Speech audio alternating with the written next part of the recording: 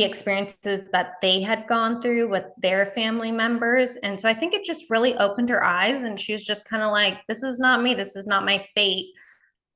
So I always thought that was really important. It kind of made me a little bit more well-rounded, I would say, and more understanding. For me, I just think of all of those women as my grandmother. My grandmother is my hero.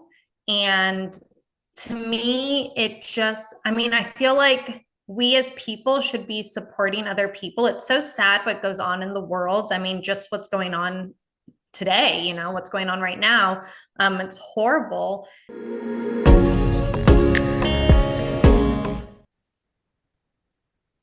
Hi, Shay. Welcome. How are you today?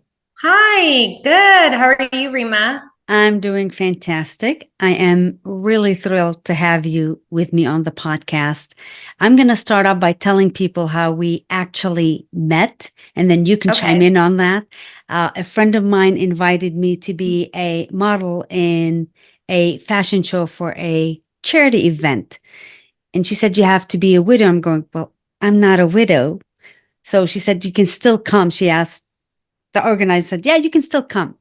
So I showed up for the event and sat with the models for a little bit, and then we were done, and there was still a lot of time left. So I'm thinking, I can't sit here. This is a charity. They must need hands on boards. So I went out looking for something to do, and I ended up doing a food line. And then you showed up an hour or so later. I'm going, wow, who is she?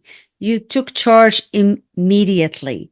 So that was how I got the chance to meet you. And I didn't even know that you were the organizer's daughter for the charity event. And we're talking about the White Rainbow Project, which will go all over and really go through it.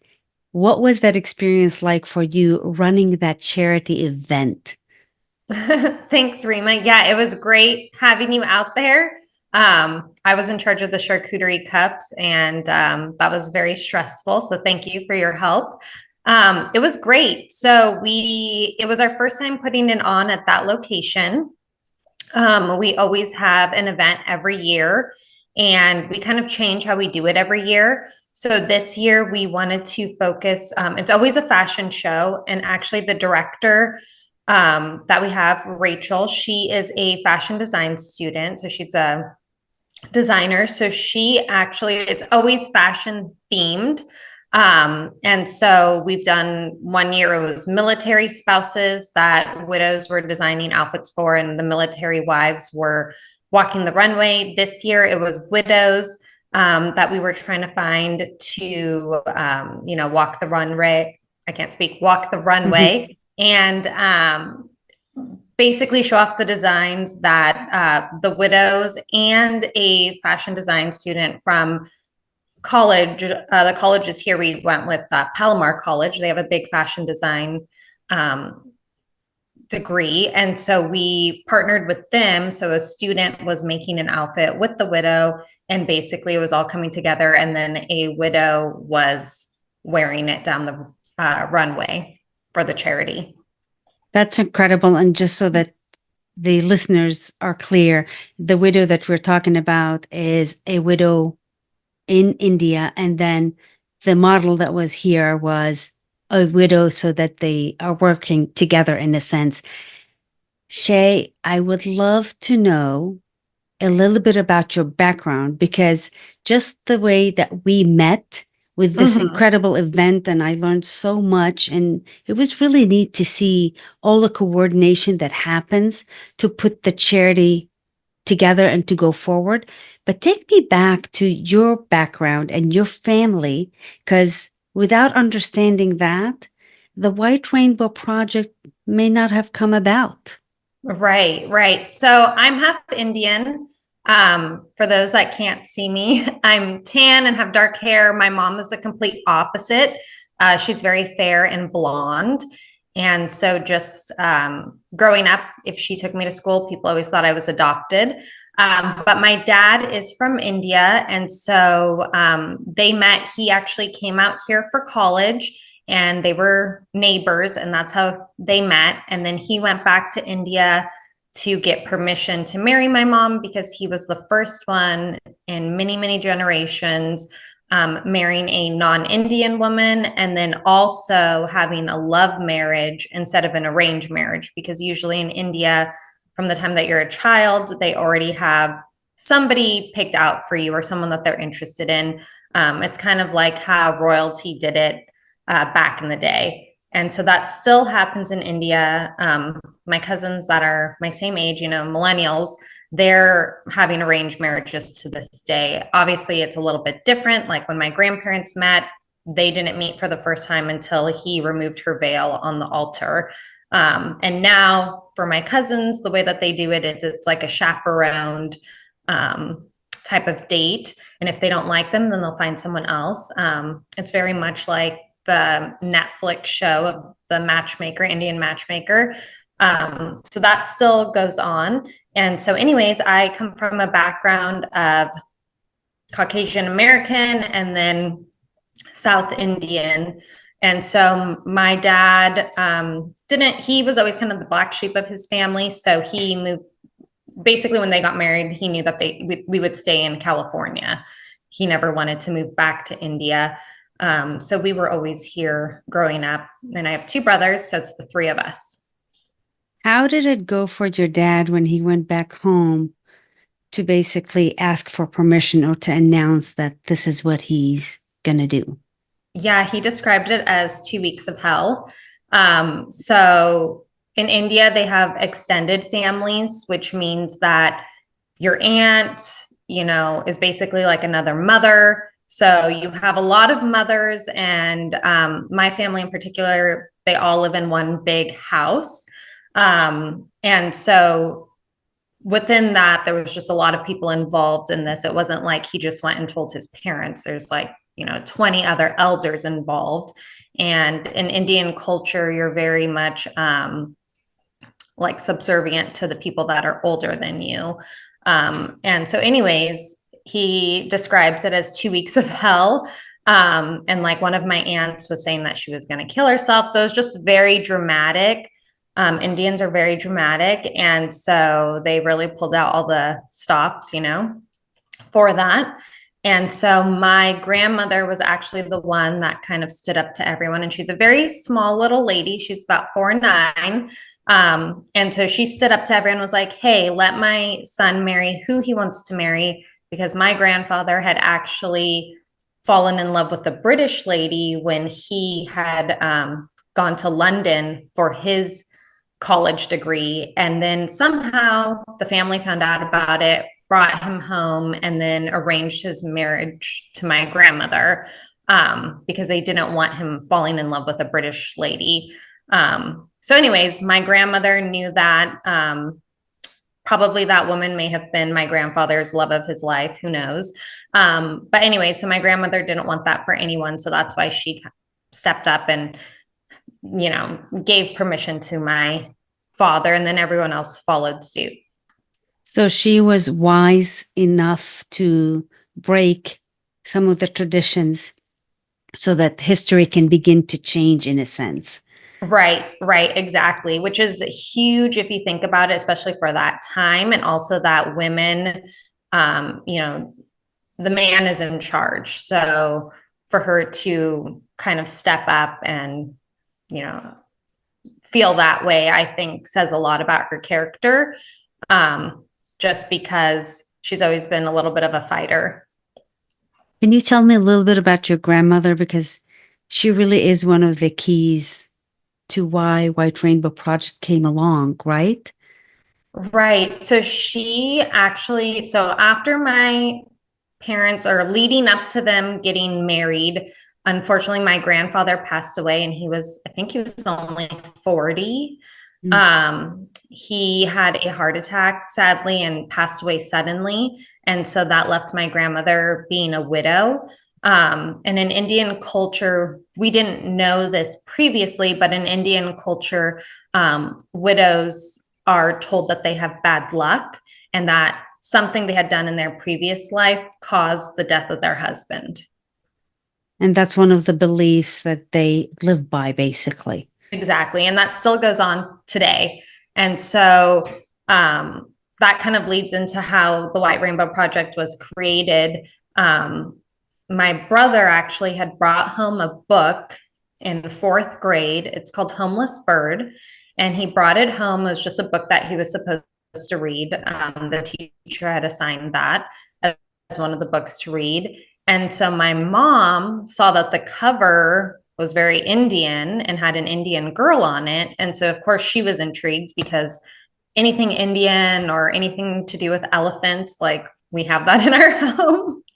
And so she was intrigued by the cover, which then made her want to also read the book. So she ended up reading it out loud to all of us kids.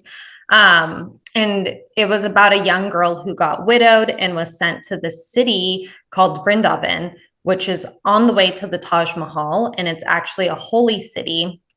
So my mom was really shocked by that because this girl, I think she was like 16 in the book, was basically stripped of her entire life and thrown into this city where to fend for herself. And so my mom was so shocked by that. And so she asked my dad, like, hey, have you ever heard of this happening in India? And my dad had no idea the extent that it went to. He just noticed that my grandma stopped wearing color because color, jewelry, really long, thick black hair, like all of that is very important to the Indian culture, especially Indian women, obviously. And so he had noticed that when my grandmother became a widow, she stopped wearing color. She shaved her head. She kept her hair really short. She stopped going to weddings and different events and kind of just became like a recluse or just a homebody. And he wasn't sure why. He just thought that's what she was doing. And so then he started Googling. So if you just start Googling about widows in India or Vrindavan, that's when he started finding a ton of articles, news articles about what happens there. And so I don't know if do you want me to keep going on that topic? You know what? Yes. And it's fascinating to me that even your dad, who did grow up in India, even though he went and got an education in the States and so on, didn't know about it existing. So, yes, would you elaborate more on it? Because that is one of the things that drew your mom to actually begin this organization, along with what your grandmother was going through. Sure. Yeah. So, yes, and a lot of Indians don't know about, that this happens. They know that India is very traditional with a lot of their beliefs. And so there's just so many. I think it's hard for people to keep up with, especially if it doesn't necessarily affect them. So my dad had no idea, and he grew up in India. He grew up in a very traditional Indian family. And no one talked about it either. It's like in India, they don't like to talk about things really. Everything's kind of swept under the rug. So once he read about these articles, he was really shocked to learn that basically women, because when you have an arranged marriage, you are supposed to move into the husband's family home, and you as the woman or the wife are now responsible for taking care of his family and his parents. And so what the tradition is that if the husband dies, it could be that he's a lot older than her, it could be from alcoholism, an accident, whatever it is. What they believe is that whatever caused this man's death must be something that the woman did in her previous life, because they do believe in reincarnation. And so then they say that she did something terrible. Maybe she was a murderer or whatever it was in her previous life, because the worst thing is to be a widow in India, or even probably a woman. It's much better to be a man. You have more power. And as the woman, you're kind of thought to belong to the man. So they believe that you did something in your previous life to have caused this. And so then you're considered bad karma, which means bad luck. And so they don't want bad luck in their home. And so the in-laws will actually take their widowed, daughter-in-law, and a lot of them will get rid of them by leaving them in the city called Vrindavan, which is also known as the city of widows. And so there, they only are allowed to wear white. They have to shave their heads. They're not allowed to wear any jewelry. They're not allowed to eat any spice, which is very important. I mean, that's the whole Indian food, right? Is Mm. spicy. So they lose all of that. And they're just dumped there and basically have to fend for themselves. Even people's own children, women's own children, will get rid of them. So, like, let's say a woman had young kids and the parents would keep the kids and get rid of the wife or their Mm. daughter-in-law. Or if the kids are old enough, they don't want their widowed mom in their home, so they'll get rid of them too. So one of the cultural practices that was very common, especially back in the day in India, it's called sati, but basically it's where, because when they have funerals in India, they do, or they did like a big, they would put the bodies with wood and basically light it on fire. And so a lot of women, when their husbands would die, would just go jump on the fire and burn themselves alive, because doing that was better than living the life of a widow. Now that's banned in India, but this whole dumping of the women in these cities, or some of them get lit on fire, mother-in-laws will throw gasoline on them or whatever. So it's just terrible. They basically become an untouchable. No one wants anything to do with them. And so they don't feel bad about dumping them in the city. And a lot of these women could be like a grandmother's age or younger. Mm. So And how so did how did the actual White Rainbow Project come about because of this? Because there's a film that your dad right, created, right. right? Uh-huh. So my family in India, my dad has always been he's a writer, a script writer. So he actually decided to write a script called White Rainbow. And he named it White Rainbow because all the women have to wear white. But he felt that inside they're still very colorful, or even like white prism. All of color comes through white, right? So that's how he created the name White Rainbow. And so what he did was he took three actual stories of widows, and intertwined them in his story. So, like, what happened to them, the fates that these women had. Like, one was burned by her mother-in-law. Another one was just a really older lady that got dumped there from her kids. The youngest one was actually used for prostitution, which I'll get into a little bit later. But basically, he took these stories of these three different widows that he read about in Vrindavan and weaved them together to make his own story. So he has the protagonist who becomes a widow, and then she finds out about Vrindavan, and she's an educated, it's like current time. So she finds out about this after the death of her husband. And so then she decides that she wants to go to that city to help the widows there, because she can't believe that this is going on. And she's noticing it herself happening to her. Like nobody wants her. And so, anyways, it's about her fighting for these women. And my dad made the movie to bring awareness to this subject. And so he felt that by making a movie about it, it would be able to reach as many people as he can. So it was a small independent film. All of the actors and actresses that were a part of this film, because that was another difficult part, was that because it was such a touchy subject, this is something that, I don't know if I should say the government in India, but they don't want this getting out really. And so my dad had to be careful when filming it. He did all of it on a set. And the actors, that a lot of them turned it away because they thought it would ruin their career. And so just because of the subject matter. Mm-hmm. And so all of the actors that were a part of it had experienced something along these lines themselves, where like the leading lady experienced, her grandmother being mistreated as a widow. So everyone that was involved in the film had somehow had a mother or a grandmother or an aunt that was widowed and mistreated. And so they just didn't care about the repercussions of doing this. They just wanted to get this out and felt that this was something that they should do to help other women. Because it was a lot And more so they personal to created them. exactly a lot more personal to them. And so White Rainbow was in a ton of different film festivals. It opened at the Grauman Chinese Theater in Beverly Hills, and won a few different film festivals. And then they had it on Netflix at a point, and that was during the time that you had to order the DVDs.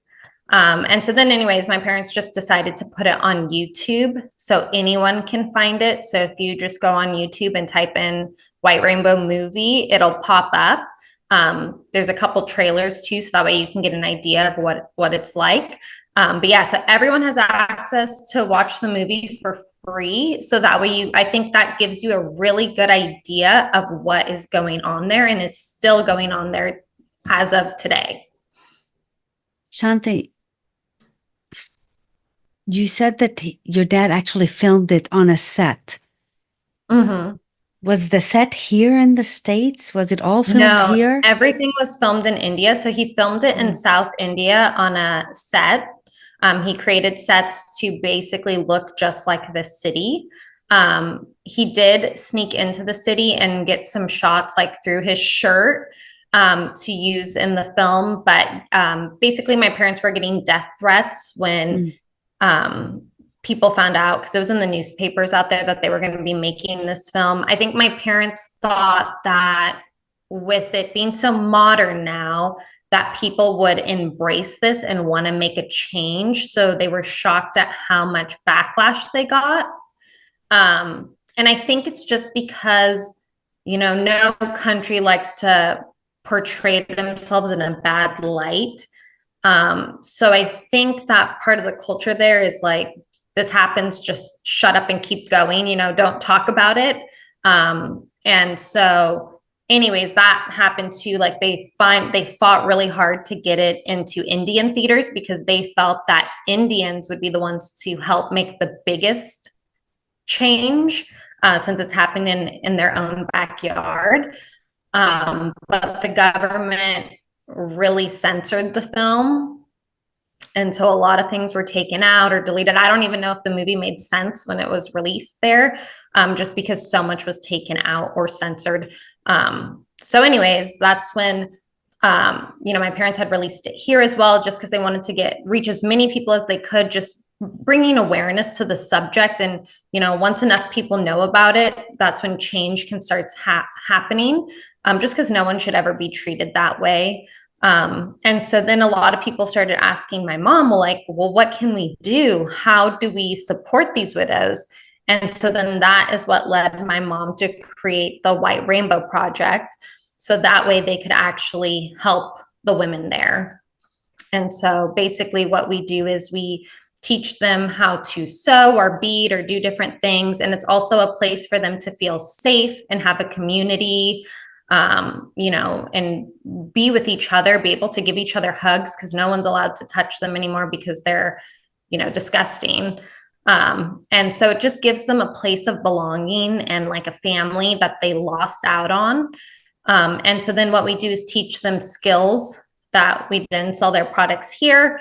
And then you can buy them here on our website or even on our Instagram. And then all of the money goes back to the women. So we're just trying to help them have a purpose and show them love, and then also be able to help give them some way that they can support themselves. And then we help with any medical costs or things like that. And even for some of the younger widows, we help get their kids into college or into schools and things like that. And so that's what we're all about. And so that's why we have this big fashion show every year, just to bring awareness to the subject. And that way more people like yourself can learn about what's going on.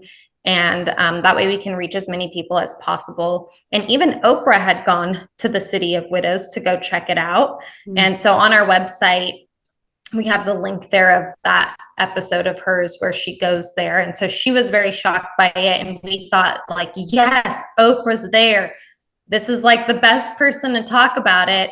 But unfortunately, this is still going on. So I think it's just going to take time. And I think it's going to take people knowing that this exists in order for it to kind of change. And I think India's getting more modern. So I'm hoping that, this is brought to light and kind of something that they no longer keep as a tradition. It's such a tough topic because we're dealing with people's beliefs Mm-hmm. against, not against, versus what we see as human kindness.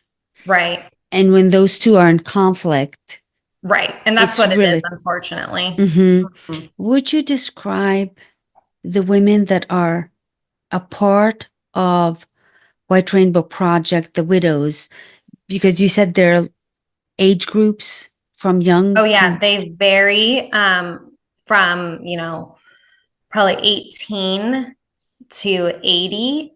Mm. So all different age ranges, all different walks of life. So there's still, in India, there's still a caste system. So the Would you, higher, would you explain what a caste system is for someone who might not have heard that word of course. before? So here in America, we're all equal. We all may make different income amounts, but we all treat each other with the same respect. Well, in India, there's different caste systems. So there's different levels that people fall into. And it's just that you were born into that level. And there's nothing you can do to change it. I guess when you die and then reincarnate, maybe you'll get into a higher level. Mm, But basically, like Brahmins are on the top. I don't know every single level, but I know Brahmins are at the top, and then there's untouchables at the bottom. And so those are the people that, have no interaction with anyone else because people basically just treat them like pigs or worse than animals, that they're no one, you're not supposed to touch them. They're just like forbidden to even look at. And so the widows, basically, you could be a Brahmin way up here, and then you become a widow and you drop all the way down to the bottom. mm, And so it doesn't matter what level you're on, or where you fall or how wealthy you are, any of that. None of that matters as soon as you become mm, a widow. You basically lose everything and get thrown into the untouchable bottom level. And so there's no way out of that. So they don't believe in like getting remarried or anything like that. So even divorce, like divorce is even a hush hush topic. Like it's very frowned upon if you were to get divorced. Um, so just their culture is so different than ours. So it's not mhm. like you could just be like, oh, well, why would I do that? I don't feel like it. That's not really their choice. Curiosity, how do they make income as Yeah. widows? So normally what ends up happening to them is they get dumped in the city in called Vrindavan. And so it's a holy city. So there's a lot of temples there, and there's priests there. They're called pandas. And so they run all of these temples, and the women, basically, they come into the temples and they'll chant, I think, for like 10 hours a day. And basically, what their thought is that by doing this, they're asking, for forgiveness of whatever they did to cause this predicament that they're in. Mhm, And so these pandas have started exploiting the women because they're really the only people now. They're the only, and they're men, and they're the only people in contact with these women really and know what's going mm, on with them. So it's almost like pimps. And like, so they'll, and I shouldn't say all of them, but a lot of them mistreat the women. So these women come in there and chant for 10 hours a day just to get a small little bowl of rice and a few cents. And that's basically what they survive off of. And then a lot of these pandas actually use the younger widows, force them into prostitution and make money off of them because a lot of people come through that city on their way to the Taj Mahal. So there's actually a lot of Hare Krishnas from America that go there.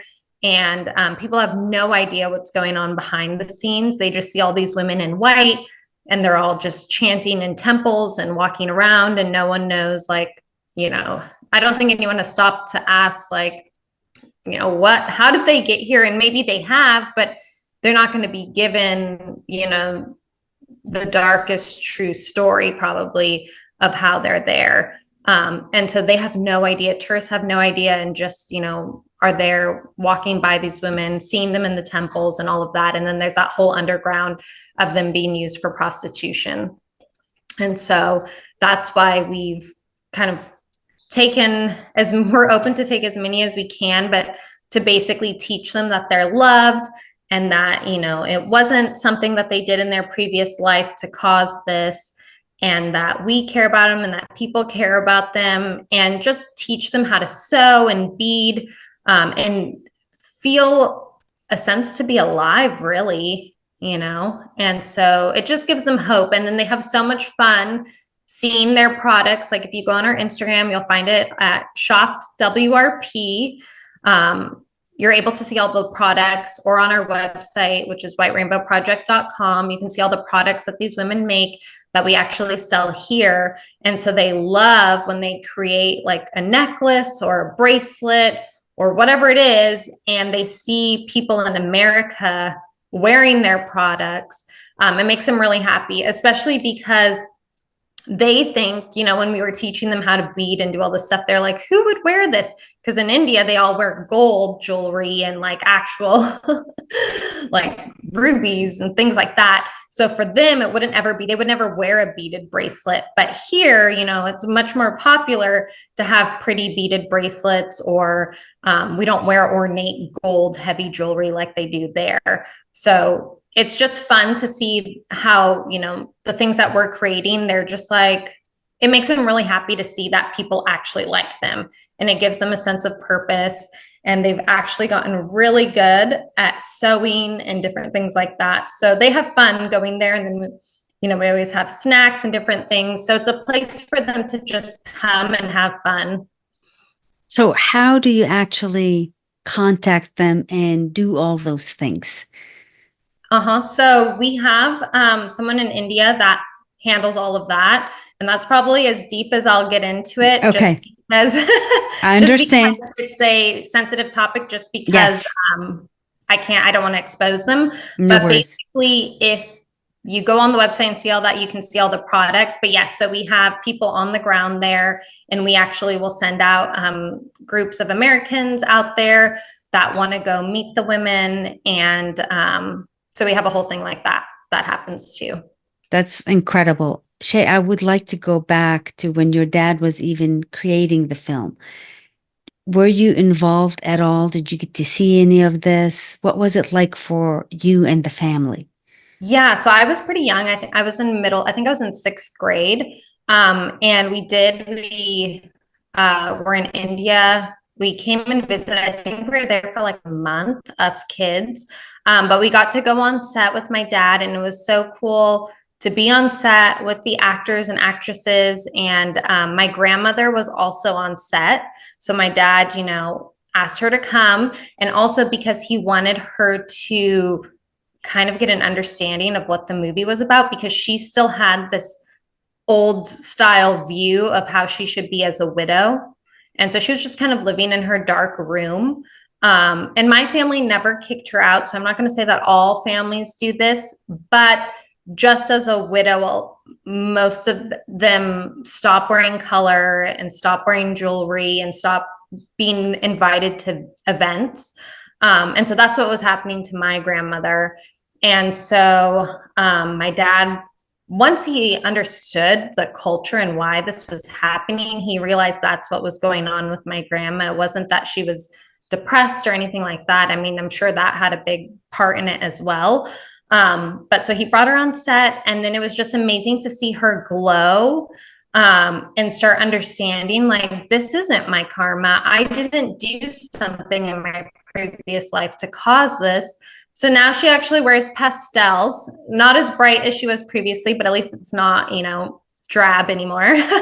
So she's wearing pastels. Orange is her favorite color. So she's in orange a lot.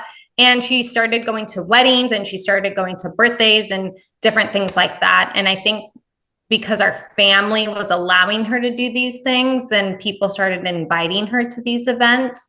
So she kind of just, it made her really step up. And I think that was huge for me, was to see her, go from where she was and just, it was really sad to see her like that to where she is now. And so I would say all of that is honestly from her being on set with the film and watching it from the beginning, in Tamil, which is the language that she speaks. So that way she could get a full understanding of what was going on. I think it also helped her talking to the other actors that were there and the experiences that they had gone through with their family members. And so I think it just really opened her eyes, and she was just kind of like, this is not me. This is not my fate. And so it really woke her up, which was really amazing to see. And that's also why we're so passionate about it, is just because our own grandmother, my dad's mother, is a widow. She was widowed in her 30s, which now I'm in my 30s. And she just lost a lot, of respect and different things that came with it, versus when she was a married woman. What is your relationship like with your grandmother? Especially because you're born here, you're born in the States, you grew up with a different mindset. Yeah, so I think my parents were really good about taking us to India every other year. Mm. So, other people may have experienced going to Europe or Hawaii, but we were going to India every other year.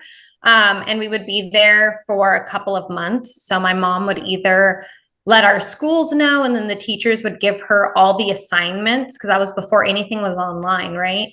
So we'd Mhm. have all the assignments, and then we would just do them there, or we would go, because you never want to go during the summer months because it's so hot. So we'd usually go during like Thanksgiving, Christmas time, or sometimes stay from Thanksgiving to Christmas. But yeah, so going every other year, I think the reason my parents did that is because they wanted us to know our family in India, and they didn't want us, they wanted to take us young so we weren't as shocked by what we saw there, because it is a third world country. So you see some pretty crazy things, just cows on the road, people even going to the bathroom on the road, different things like that, which would be a lot more shocking if we went as teenagers. And so what they wanted to do was expose us from a young age, get us to know all of our cousins, our family there, so that way we develop a relationship with them. And so that way it wouldn't be like, oh, you're 15 now, let's take you to India. And then it's shocking and we don't want anything to do with that, because it's very easy to just shut them out. We don't see them on a regular basis. So I think it was really great that my parents did that, because we did develop a close bond with all of our family. And so my grandmother, she actually only has a third grade education. She got married at 13, so she was pretty young, and just coming from, she was from a village, and school isn't was as important. That was like pretty good to have a third grade education. So she doesn't really speak any English. And I wish that my dad was harder on us, teaching us Tamil growing up. I think it would have been easier if my mom spoke Tamil too, but since he was the only one and we just kind of rejected it, we're like, no, we didn't learn it. So I understand a lot more than I can speak. But my grandma and I, we kind of communicate, like I would say, like cavemen, or we do a lot of charades. We kind of like have developed our own language. So we do really understand each other. I'm sure we would also use her friend, one of her best friends, who was educated in London. And so she had a British accent, actually.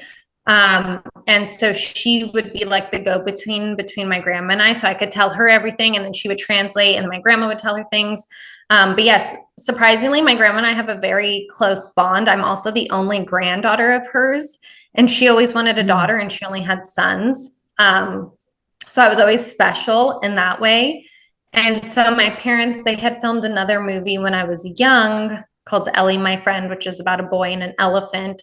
It's a family film.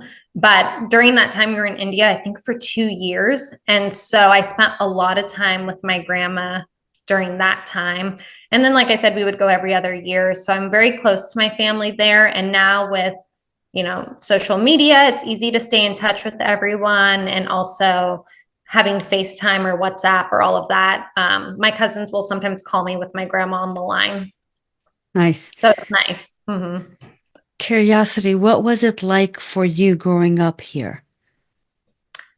It was, well, so it's kind of funny because I always imagined myself as a Caucasian blonde just because my mom was. And so that's kind of just how I saw myself. And so people, like, she was always the one very involved with taking us to school and picking us up. And so people always thought I was adopted because I didn't look like my mom. And I was just kind of shocked by that. Or here, growing up in Southern California, we have a big, there's a lot of Mexican population here. So a lot of people thought I was Mexican. So they'd try speaking Spanish to me. It still happens to me to this day. And I wish I knew Spanish. I know un poquito. But yeah, so that was always kind of funny. Yeah, I don't, my brothers, they didn't really experience it as much as I did. Just I'm the most ethnic looking out of the three of us. But I loved it. I thought it was great growing up having two different cultures because my mom's family is all Caucasian. All my cousins on that side are, white, blonde. And then my dad's side, everyone is Indian. So we're the only mixed kids. And I just thought it was so great being mixed because we learned about the Indian culture from such a young age that I just feel like it made us more open to other religions and other beliefs and things like that, just because, we didn't grow up in one house or the other. So I always thought that was really important. It kind of made me a little bit more well-rounded, I would say, and more understanding. So yeah, so I don't know if there's anything else. No, that's great. Just that diversity of growing up with two different cultures and having actually gone to India every other year definitely does make an impact in being a lot more open. Because realistically, a lot of generations don't have the opportunity to see different perspectives. So it's wonderful that you actually did get to see two different perspectives. And it's something that I definitely like. Unfortunately, my husband and I can't have kids, but my brother has two kids, and it's something that I want to make sure they learn about. Is what the Indian culture, and just kind of, I would like to take them to India and things like that, just because to me it's important. I don't want us, to just die on the vine. So I want to keep that alive. And curiosity, how did you get your name Shay? Because your official name is Shanthe. Yeah. So Shanthe is a mouthful. So my parents couldn't decide on a name. My mom wanted to name me Chloe. She loved that because the perfume was really popular. And my dad wanted to name me Veronica. I think I would have been a great Veronica. But anyways, he wanted to name me Veronica from the Archie comics. I guess she was like the leading girl in those comics. And so neither of them liked each other's names. And so Shanthe is a very, it's almost like a Mary in India or like an Elizabeth. It's actually one of the first Sanskrit words. So it's Sanskrit, it means peace. So I have a lot of aunts named Shanthe. My family even had an elephant named Shanthe. And so normally and now they say it in yoga a lot. They're just saying Shanti, but in India, the T is actually a th sound. And so it's either spelled Shanti or Shanthi, both pronounced Shanti. But my mom thought it was so genius of her to remove the I and put an E with an accent mark like Chloe. Unfortunately, the E with the accent mark never showed up on my, the teacher's roll list. So anyways, it looked like Shanda or Shanth, or I've been called so many different things. And it would usually take a teacher like 2 weeks to warm up to feeling comfortable saying my name.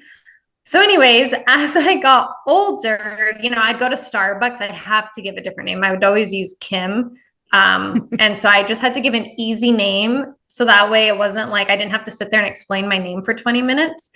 And so Shay came about because just it's so much easier for people to say. So I always just say it's like a nickname of mine. So people always ask me, you know, people who knew me before Shay, they're always like, oh, do you like to go by, or they'll be like, oh, Shanthe, oh my gosh, I'm so sorry, Shay. And I'm like, no, you can call me Shanthe. Like I go either way, you know. So they're always like, oh, I didn't know if you only wanted to be called Shay now. So, anyways, I go by Shanthe or Shay. I always say if you want to challenge yourself, you can call me Shanthe. Otherwise, you can call me Shay. It would just be like Kimberly and Kim. That's how Nice. I look at it. What does the White Rainbow Project mean to you? It means a lot. It for me, I just think of all of those women as my grandmother. My grandmother's my hero. And to me, it just, I mean, I feel like we as people should be supporting other people. It's so sad what goes on in the world. I mean, just what's going on today, you know, what's going on right now. It's horrible. And so I feel like there's so much ugly in the world that it would just be nice if everyone could get along and we could just help people. So to me, it's just another one of those avenues to help people, especially women. I feel like women have been marginalized for a long time, especially in different cultures. And so I feel like as someone who's had the opportunity, you know, to grow up the way that I did and to have the access to the things that I do, I should be helping other women who don't have all of that. And so it just means a lot to me just because my grandmother means a lot to me. And I just feel like, you know, in a lot of here, I have a voice, you know, I can say whatever I want, and there's no one that can really stop me.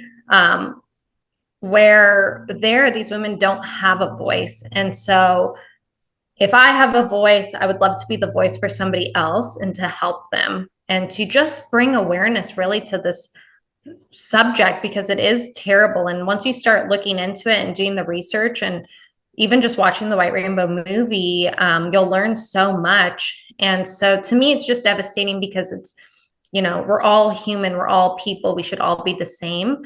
And so for me, it means a lot because I think of my grandmother and how I would want her treated.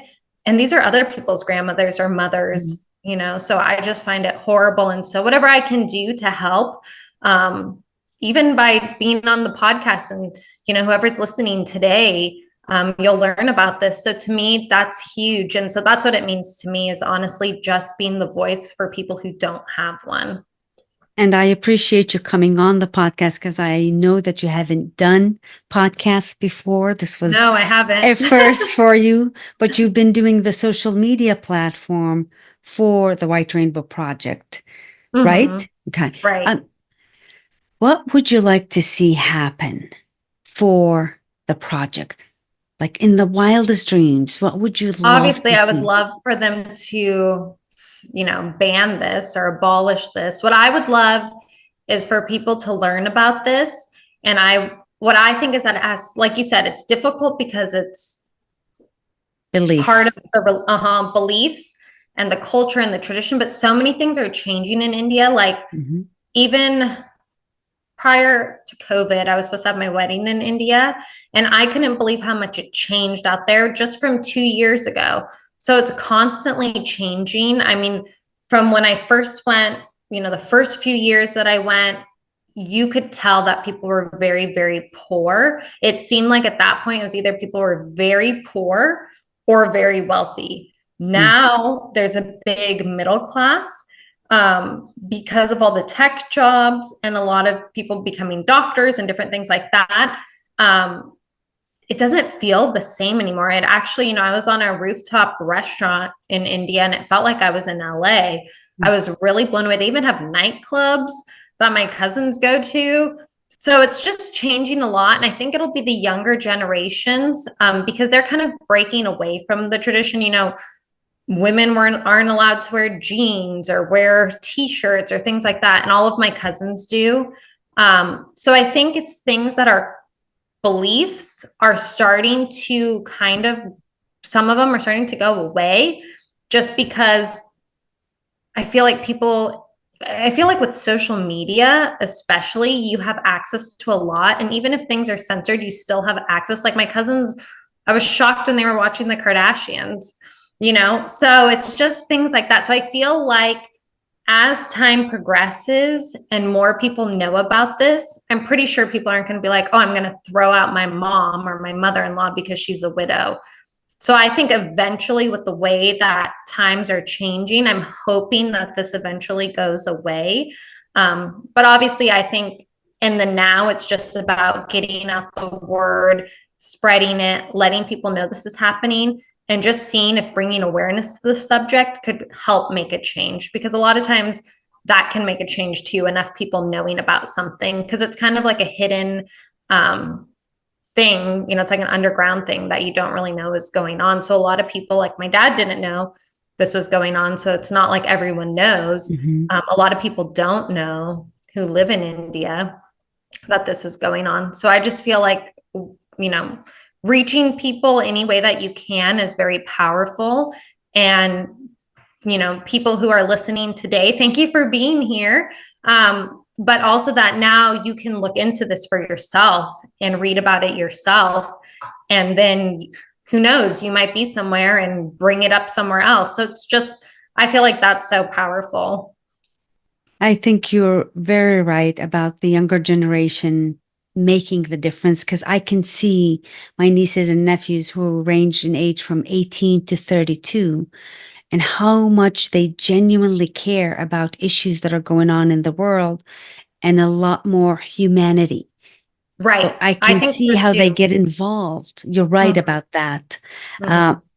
Shanti, if you had the chance to make a gigantic difference to a lot of people right now, what would you like them to see or do for the White Rainbow Project? I think it would be amazing. I think the first step would be going on YouTube and finding the movie and watching that. Or you can also go on our website, whiterainbowproject.org. And from there, we also have the link to the movie. But I think the first step, honestly, is watching the movie because that is going to give you a really good understanding of what the situation is there. And then obviously on our website, we have a ton of information, but I feel like seeing and hearing things versus just reading them is going to give you, you know, it's like a sensory. So it's going to give you a different, I feel like it'll immerse you in, you'll basically be thrown into Vrindavan by watching it and get a good understanding of what's going on. And then reading the website, we kind of walk you through the whole, you know, imagine being having an arranged marriage and marrying someone you have never met before. And it kind of just walks you through the whole progression of what happens. And we have, you know, there's a lot of different pages on there that you can read about. And then even if you just Google it, Oprah's whole episode of when she was in India. We have the link on there. We have different news article links on our website. But even if you just Google Vrindavan or widows in India, a ton of stuff will come up and you can really dive deep. And then if you want to help make a difference, you can either follow us on Instagram. That always helps. We just had to change our Instagram because we turned it into more of a shop. But if you follow shop WRP, and WRP stands for White Rainbow Project, that helps for us to get more followers. And we're always putting out content. So that way you can see what's going on. You can go onto our website. You can sign up for our newsletter. We send out a newsletter every month, just updating you on what's going on. You can go onto our shop page and buy products. We're on Etsy as well. So you can buy products. We have different things from home products to clothing and new products. We're always putting out new things. With the women getting better and better at their skills, we're able to do more. And so our director, Rachel Iacoboni, she creates patterns for the women to learn and teaches them. Mm. and then they're able to make them. So we're always coming up with new designs. We're trying to get better. We're trying to get our product better. We're trying to hit, different age demographics. So that way you can buy something for your mom or your grandma, and then also buy something for your teenage daughter. So we're really just trying to expand. And so I would say if you don't want to be like a monthly sponsor, because I think signing up to be a monthly sponsor, I want to say like $20 a month, but that will take care of a widow, Mm. all of her food, her housing, her different things. It has it all listed out on the website. So you can always become a monthly sponsor, or there's different levels of how you can sponsor. Or if that feels like too much, just following us on Instagram or even on Facebook means a lot to us, just because we're putting out stuff and that way you can see it. And then if you want to buy bracelets or clothing or different things like that, I feel like that helps market. If you feel led to want to, share this with more people, your bracelet might bring up a conversation where someone's like, hey, where'd you get that bracelet? And now guess what? You can tell them about the White Rainbow Project. So I would say if you feel touched by this, look into it yourself, just so that way you can see all the facts for yourself, and watch the movie definitely, because I think that'll really give you a good understanding. And then there's different ways that you can help us. And just by even telling someone about this helps a lot. It really was very heart, I don't want to say heartbreaking, but heart touching being at the event through the fashion show and hearing the information about this and seeing the age groups that were there. There were young kids all the way to adult women and men. So it really does make a difference to spread the word. And that's how we ended up connecting. Because once I knew who you were, I went back and said, Shanthe, can I actually contact you so we can talk? And we had a conversation and we went in very deep about your family. But it also brought me so much closer to go, how about we do a podcast so that we can spread the information even further? Are you guys looking to expand even the fashion show? Oh, Is that yeah. one We're of your, looking to expand in any way possible. So, we have different little shops that carry our product. We have people in Tennessee carrying our product, Colorado, Texas. We were in the one of the Magnolia, like they have a whole thing with their silos or something like that, that our stuff was there for sale. So, anyways, there's a ton of opportunities. We have, you could do a party with a purpose, which is basically if you want to host a party at your home, we will supply you everything you need. We'll give you basically all the information. So that way, if you feel that you want to share what's going on with your friends, you can. And then you can also have all the product there to sell. So we do a bunch of different things, and we're always looking for ways to expand or do better. So I would say just get on our website if you want to get involved, and then you'll send an email to Rachel Jacoboni. Her information is on there. And you can figure out different ways that you can get involved, or you can tell us what you want to do to get involved. We're always trying to expand, and we're always trying to do more and do better.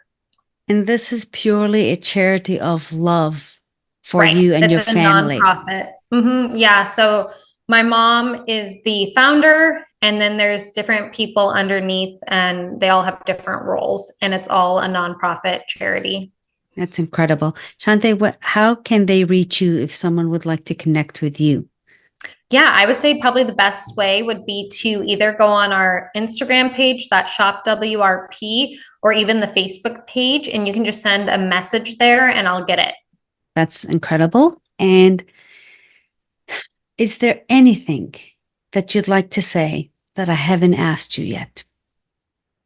I don't think so, Rima. I feel like, did I explain everything okay, hopefully? You wonderfully, Okay, wonderfully. perfect. Well, thank you for having me on. This is my first time ever doing anything like this. So hopefully I made sense, because I can talk a lot, but I'm like, I hope I made sense. You made a lot of sense, and thank you for being authentic and sharing a little bit about your own history and what it is like to experience two different cultures and how it expands you. I really appreciate you. Of course. Thank you so much for having me, Rima. And I look forward to getting together in the future here soon. And anything else you need or any questions that anyone has, feel free to reach out. Thank you. Thank you. For our viewers and listeners, please remember our attitude always determines our altitude. We'll see you in the next podcast.